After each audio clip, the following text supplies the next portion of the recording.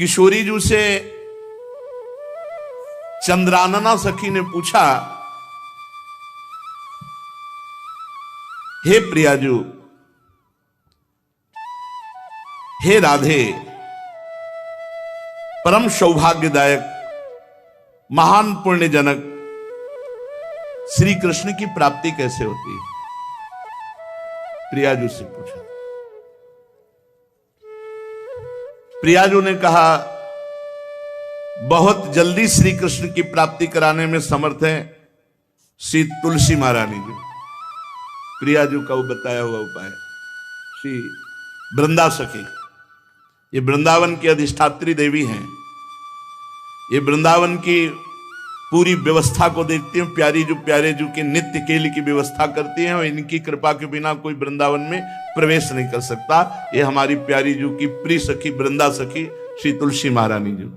चंद्रानना सखी ने कहा कि परम सौभाग्यदम राधे महापुण्यम वरप्रदम श्री कृष्ण श्यापि लब्ध्यर्थम, तो उनका तुलसी सेवनम मतम, मेरे मत में यदि तुलसी जी की सेवा की जाए, तुलसी जी का यदि स्पर्श हो जाता है, तुलसी जी का नाम कीर्तन किया जाता है, तुलसी जी को प्रणाम किया जाता है, तुलसी जी का वृक्ष लगाया जाता है, तुलसी जी को जल अर्पित किया जाता है और तुलसी दल से नित्य भगवत सेवा की जाए, बहुत जल्दी श्री कृष्ण प्रसन्न हो जाते हैं।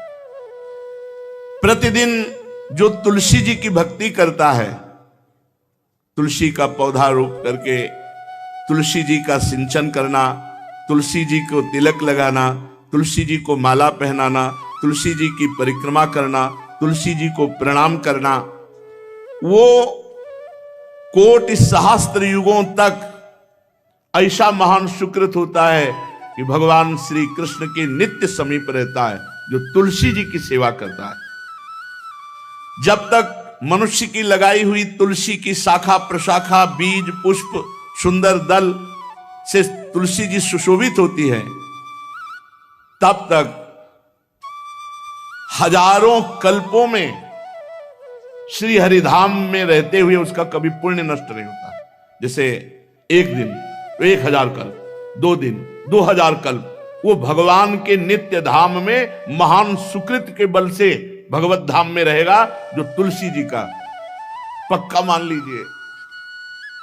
जब स्वयं में से तो तुलसी जी रोपण करके तुलसी जी का एक वन लगाया था और रोज नवीन नवीन मंजरी तुलसी दल लेकर प्रभु के चरणों में, कहीं न कहीं तुलसी जी की कृपा हुई। वृंदावन, ये वृंदा अधिष्ठात्री देवी वृंदावन की है, इनकी कृपा के बिना।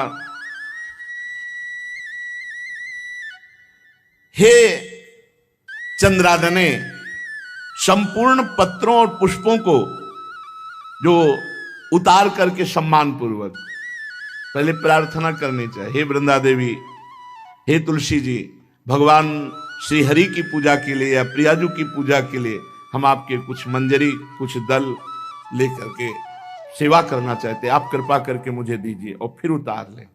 ऐसे नोचना नहीं, बहुत सम्मान से बहुत प्यार से, तो तुलसी जी प्रसन्न होते हैं। जो मनुष्य तुलसी दल से श्री हरि की पूजा करता है, कोई भी पाप उसका स्पर्श नहीं कर सकता। पूर्व में किया हुआ कोई भी पाप उसको दंड नहीं मिलेगा, जो तुलसी जी की आराधना नित्य करता है। अब इतना जल भी ना चढ़ा दे, तुम्हारे पुण्य हो जाए और तुलसी जी अंतर ध्यान, अनुकूल जल, जैसे मान लो गमले पे हैं तो इतना बड़ा तांबे का रोज उससे चढ़ा, हम भर के लोटा चढ़ा दोगे 2-4 दिन में अंतर ध्यान हो जाएंगे तुलसी जी। बहुत विवेक से जरूरत है, मतलब भारी पुण्य होगा। अब इतना बड़ा लोटा रोज जल चढ़ाओगे तो 2-4 दिन में पीली होके अंतर ध्यान हो जाएंगे। इतना जल, अनुकूल जल चाहिए, एक तांबे का छोटा सा लिया, ऐसे रोज डालो, उसमें कोई फर्क नहीं, और गमला उठाकर धूप में विराजमान करो। सेवा का मतलब क्या है?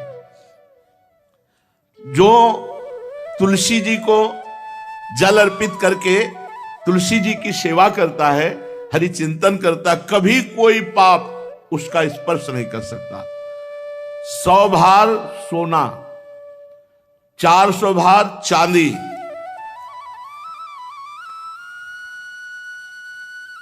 का जो दान करने का फल होता है, वो एक तुलसी दल उतार, जो अपने द्वारा लगाई हुई तुलसी दल, वो हरि के चरणों में अर्पित करो। ये 100 बार सोना और चांदी बराबरी नहीं हो सकती। कितना महत्व है। जो रोज तुलसी दल चयन कर, द्वादशी को ना चयन करे। द्वादशी को मतलब बहुत बड़ा अपराध लगता है तुलसी दल का, इस मतलब तुलसी के वृक्ष का भी स्पर्श न करे। प्रणाम नमस्कार दूर से, एक भी दल नहीं टूटना चाहिए। द्वादशी को ऐसा हमने महापुरुषों से सुना है कि मंजरी और पत्र उतारना ये ठीक नहीं, बिल्कुल नहीं ठीक है। ब्रह्म हत्या का फल लगता है, अगर जो पाप लगता है अगर कोई द्वादशी को तुलसी चयन, बहुत सावधानी से। जिसके घर में तुलसी का बगीचा होता है, कई पौधे होते हैं, उसको कहीं तीर्थ जाने की जरूरत नहीं, उसका घर तीर्थ है जिसके घर में तुलसी के पौधे हैं। और यमराज कभी उस घर में किसी भी मरने वाले को लेने नहीं आएंगे। जिसके घर में तुलसी, लगा लो भैया तुलसी लगा लो घर में, काहे कोई यमराज को आने दोगे। सबके घर में तुलसी। कितना सुंदर पहले था। घर में आंगन होते थे, आंगन में एक बहुत बड़ा, और फिर उसमें तुलसी जी, और फिर उसमें 2-4 नर्मदेश्वर और शालिग्राम ऐसे, और फिर घर का हर व्यक्ति जल चढ़ाना, प्रणाम करना, नमस्कार करना, कितनी पवित्र पद्धतियां हमारी थी। जब रसोई बने पहली गाय के लिए, फिर कुछ पक्षियों के लिए, फिर कोई संत महात्मा, कोई भिक्षु, ऐसा कितना पवित्र व्यवहार। अभी यहाँ जैसे हमने देखा है, ये रसोई बन रही ना, तो धुआं नहीं खत्म होने पाता, वो ही सब अपवित्र किए हुए हैं। राक्षसी बुद्धि आती चली जा रही। तुलसी जी, ये भागवती को वस्तु है। हमें लगता है बालकनी तो होती ही, बढ़िया बालकनी में कैसा उठाने धरने वाला स्टैंड लोहे का रखो कि तुलसी जी को विराजमान कर दो। जिसके घर में तुलसी जी विराजमान होती, उसके घर में यमराज कभी नहीं जाते। जो तुलसी जी का सेवन करता है, उसकी सारी कामनाएं तुलसी जी पूर्ण कर देती हैं। तुलसी जी को लगाना, तुलसी जी का पालन करना, तुलसी जी को सिंचन करना, तुलसी जी का दर्शन करना, तुलसी जी का स्पर्श करना, मनुष्य के द्वारा जो मन, वाणी और शरीर से पाप हो गए, सबको तुलसी महारानी क्षमा कर देती है, दग्ध कर देती है।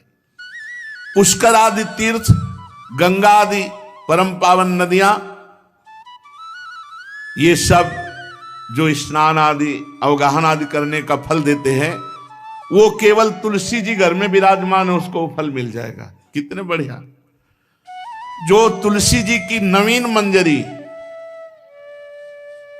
प्रभु के चरणों में अर्पित करके प्रणाम करता है, वो चाहे कितना भी अपराध किए हो, वो कभी यमपुरी को नहीं देखेगा, कभी यमराज के पास नहीं जाएगा। जो मनुष्य तुलसी काष्ठ का घिसा हुआ चंदन लगाता है, उसके सारे संचित भस्म हो जाते हैं, और क्रियमाण जो वर्तमान, वो कभी उसको बांध नहीं सकते। तुलसी जी का काष्ठ का घिसा हुआ चंदन। जिसके घर में तुलसी की छाया होती है, वहां पितरों को अपने आप कल्याण प्राप्त हो जाता है। जो श्राद्ध करने से लाभ मिलता है पितरों को, घर में तुलसी लगा के, जो तुलसी की छाया, बड़ा वृक्ष, पितरों को तृप्ति मिलती है।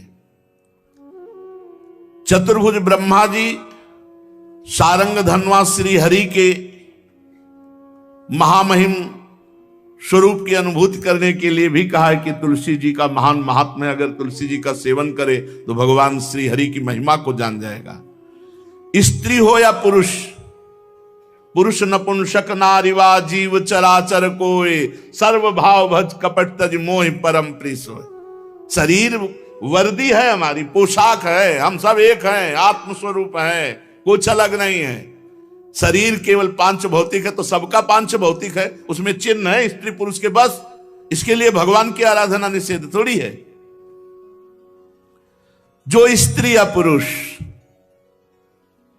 श्री तुलसी जी के काष्ठ के मन के बना के, जैसे छोटी कंठी या बड़ी माला धारण करता है, श्री कृष्ण उसके बस में हो जाते हैं।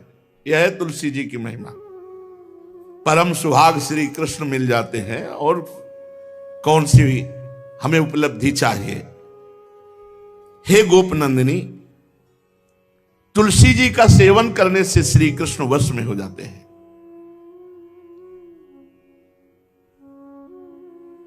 जो तुलसी की माला से नाम जप करता है, काउंटर वाली बात तो स्मृति के लिए भाई है, हम निषेध नहीं करते, नहीं बहुतों के भजन बंद हो जाएंगे, पर हम इतनी महिमा जरूर बता देते हैं कि तुलसी माला से जो नाम जप किया जाता है उससे आध्यात्मिक सिद्धि बहुत जल्दी होती है।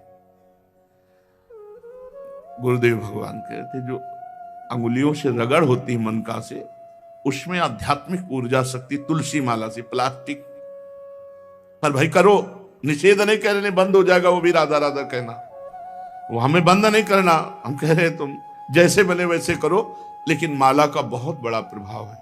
तुलसी परम पवित्र भगवान श्री हरि की प्रिया, और उनके काष्ठ को जब हम ऐसे ऐसे नाम के साथ, तो विशेष ऊर्जा शक्ति, आध्यात्मिक शक्ति हमें जागृत होती है। हो सके जिनको ऐसा बन सके तो छोटी एक वो आती है सुमिरनी, उसको रख लो, अपनी जेब में रख लो, उससे करो। और नहीं है तो भैया तुम इसी से करो, नाम जप करो, भाव को भाव अना खालसो, नाम जपत मंगल दिस दसो। सुंदर सुंदर तुलसी जी के वृक्षों के समीप बैठ करके जो अनुष्ठान किया जाए वो बहुत लाभदायक। श्रीमद् भागवत का, गोपाल सहस्त्र नाम का कोई भी पाठ तुलसी जी के समीप विराजमान करके किया जाए, आचार्य को बुला करके तुलसी पूजन करना चाहिए, विविध प्रकार के अनुष्ठान, अरे तभी तो सब मंगल होता है। पहले था, हमने देखा है, 4 बजे माताजी दरवाजे के सामने लीपती रोज का, जो पुराने घरों में देहरी के आगे आके 4 बजे लीप करके वहां अपना चौक पूर के दीपक जला, तो क्या पवित्रताएं थी, क्या मंगल था। जब किसी को निमंत्रण दिया जाता था सबके पैर धोए जाते थे, सुंदर बिछौना बिछा करके और उसमें बैठ कर पत्तल और रज के सकोरा कुल्हड़ ऐसे भोजन पाया, कितना पवित्रता। जो हमारी पूर्व पवित्रता थी, धोती कुर्ता चोटी, पवित्रता। मान लो अगर बाहर जा रहे तो पैजामा कुर्ता, ऐसे बहुत पवित्र पोशाकें थी, पवित्र आचरण थे, पवित्र खान पान था। घर में जाओ तो एक पवित्रता है, किसी भी घर में ऐसा नहीं था कि देव मूर्ति ना विराजमान हो, किसी भी घर में ऐसा नहीं था तुलसी जी विराजमान न हो, 1-2 गाय जरूर होती थी, पवित्रता। अब तो बड़ा विचित्र, भारतीय गौएं जो श्वेत रंग की, जो अरुण रंग की, जो सींग वाली हैं, वो उनका आप दुग्ध देखिए, दूह कर रख दीजिए, स्वर्णिम कांति छाई मिलेगी। ये हमारी भारतीय पद्धति, ये हविष्यान्न, इससे देवताओं का, भगवान का, सबका अभिषेक पूजन होता है। शुद्ध गाय जो हमारी भारतीय है, टीला है उसके जैसे निकला हुआ, वो भगवान ने सेवा की है। हमारे गोविंद भगवान का नाम ही गोविंद, गौओं के इंद्र। भगवान सुबह से निकल जाते थे, शाम तक गौओं को चराते थे, बड़ा। तो किशोरी जी ने श्री तुलसी जी के पूजन की बात, भगवान गोपियों से वादा किए थे कि अब तुम्हें अगली पूर्णिमा को रास, अब रास बिना रासेश्वरी के नहीं हो सकता, लिखा हो चाहे ना लिखा हो। कोई भी विद्वान, कोई भी प्रवक्ता इस बात को बतावे, कहते हैं भागवत में राधा नाम नहीं लिखा है, भागवत राधामय ही है। सांद्रानंद घन प्रेम मूर्ति किशोरी, बिना लाडली जू के कोई रास बता दे कहीं भी, कभी भी, कैसा भी। महारानी जू के बिना रासेश्वरी के रास हो ही नहीं सकता, लिखा हो चाहे ना लिखा हो। क्यों नहीं लिखा? याते श्री सुख प्रगट कियो नहीं, जहां बोले राधा तो समाधि लग जाती हो, यहां 7 दिन में तक्षक काटना है। श्री सुखदेव जी ने महारानी जी का नाम, हरिराम व्यास जी कह रहे, याते श्री सुख प्रगट कियो नहीं, जानि सार को सार परम धन, राधा नाम आधार। वैसे तो रोज संकेत वन में, पीछे हमने चर्चा की थी, प्रेम सरोवर में प्रियालाल मिलते थे नंदगांव बरसा में। आज लालू ने एक नई लीला रची, गोप देवी लीला है। श्री लालजू महाराज प्रियाजू को रास के लिए उन्होंने सोचा एक बार छलिया रूप रख करके महल में प्रवेश करते हैं, देखते हैं लाडली जू पहचानती है कि नहीं, और कितना प्यार लाडली जू करती है। महाराज तो जो रूप धारण करें तो सभी सुंदर हैं, तो सुंदरता के समुद्र हैं। जब नकबेसर धारण करते ना, अंजन और घूंघट नीलांबर का, महाराज हृदय चूर चूर हो जाए, ऐसे सुंदर है। गोरी किशोरी भी चकोरी है जिनकी, नीलांबर धारण करके। और जिस समय लाली लगा के महाराज अपने राधा पी जी को कभी कभी जब आते हैं तो देखो ऐसा लगता है यार बलिहार है महाराज, जो रूप धारण करते सीधे हृदय पर प्रहार करते हो। प्रभु ने गोप देवी का रूप धारण किया, गोपांगना का। श्री चरणों में नूपुरों की झनकार, कटी में करधनी जिसमें क्षुद्र घंटिका लगी हुई हैं। अद्भुतम गोपिका रूपम चलत झंकार नूपुरम किंकिणी घंटिका शब्द मंगुलीयक भूषितम।